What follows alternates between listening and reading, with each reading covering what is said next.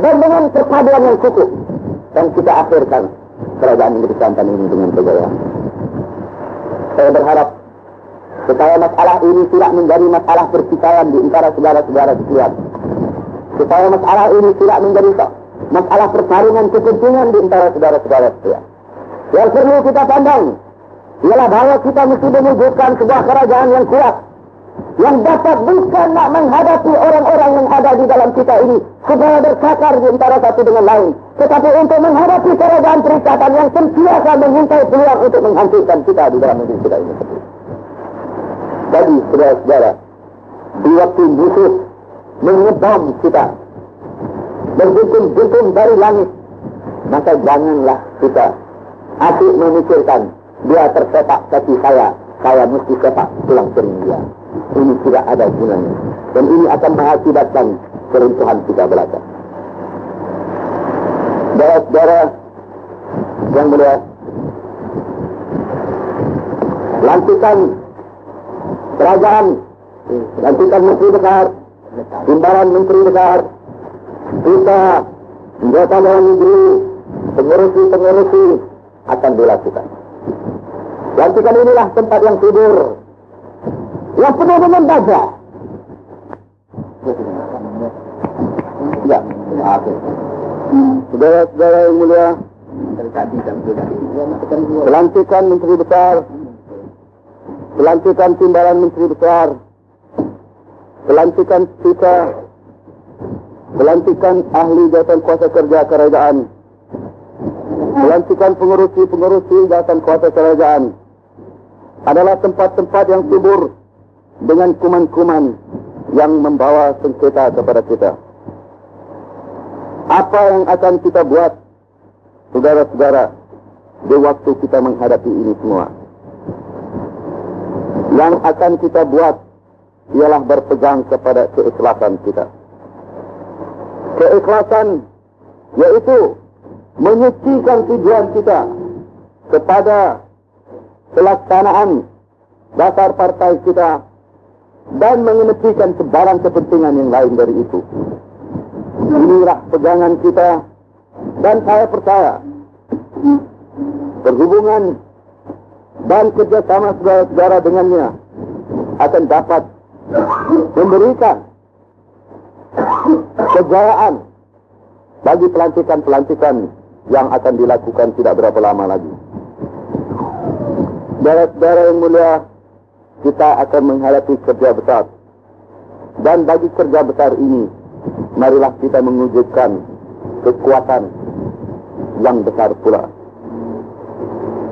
Kita tahu, saudara-saudara, bahwa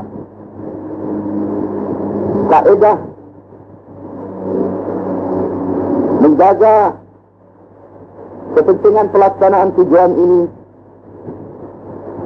mungkin akan dapat dipengaruhi oleh pentafsiran-pentafsiran yang berlainan.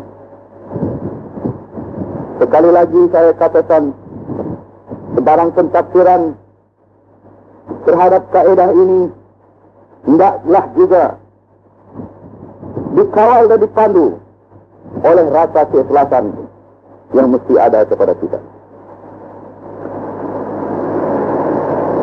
Maksud saya dengan cara yang kasar,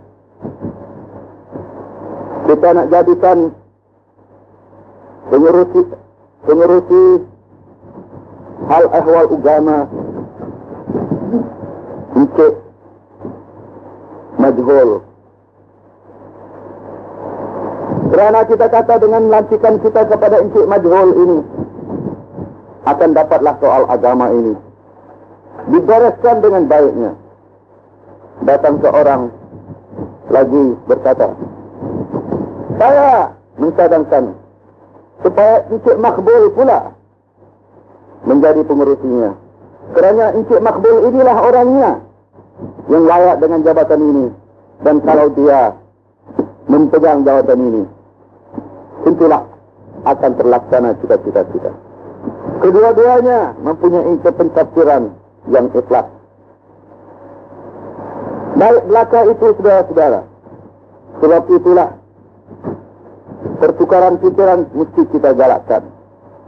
Tetapi suka saya menarik pandangan saudara-saudara kepada pengajaran yang dibawa oleh Imam Ghazali. Dengan katanya sekali, yaitu di dalam pertukar-tukar pikiran ini akan berkembanglah pertukaran pikiran itu kepada perbahasan dan perbalahan. Dan di ketika perbahasan dan perbalahan itu berlaku, maka bertenggeklah syaitan di atas bahu orang yang berbalah itu. Katanya, berbalahlah kamu, fa'anta ala haqqin, kamulah yang benar. Saya tidak tahu bila syaitan itu melompat ke bahu saudara-saudara pula. Dan apabila nampaknya saudara rasa telah bersungguh-sungguh sangat saudara pada ketika itu, ingatlah bahwa Imam Ghazali pernah menyebut bahwa waktu perbalahan seperti itu melompat syaitan ke atas bahu dengan berkata bahwa anta ala haqqin, kamulah yang benar, kamulah yang benar. Jadi saudara-saudara, hal ini akan berlaku tidak lama lagi, sehari, 2 hari, atau 3 hari yang akan datang. Jadi janganlah kita mulakan kekeruhan dari awal, dan apabila kekeruhan telah berlaku dari awal, di akhirnya tidaklah dapat kita cari kejernihan dengan mudahnya. Saudara-saudara yang mulia, sudah banyak saya bercakap kepada saudara-saudara sekalian. Cuma satu saja akan saya akhiri cakap ini, yaitu hadapilah masalah di depan saudara pada masa yang akan datang dengan kesungguhan. Berjuang dengan kesungguhan, bekerja dengan kesungguhan, bertugas dengan kesungguhan, berpikir dengan kesungguhan. Jangan jadikan kerja kita walau apa sekalipun kerja asal ada. Apa boleh buat? Oleh kerana saya sudah jadi ahli Dewan Undangan Negeri, saya pergi masyarakat. Apa boleh buat? Oleh kerana saya jadi ahli Dewan Negeri, saya tolong pikir. Itu tidak sungguh. Yang sungguh, ini peluang saya yang cari. Dan saya dapat sekarang ini, saya akan gunakan 100% demi kepentingan agama saya, bangsa saya dan tanah air.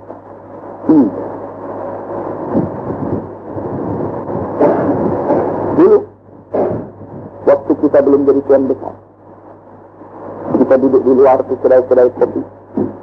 Kita kata, alangkah banyaknya kesalahan orang ini. Boleh dibetulkan, begini-begini. Sekarang kita sudah diletakkan oleh rakyat di tempat itu. Mari kita gunakan peluang ini dengan kesungguhan. Kesungguhan, keikhlasan dan perpaduan akan menjayakan kita. Assalamualaikum warahmatullahi wabarakatuh.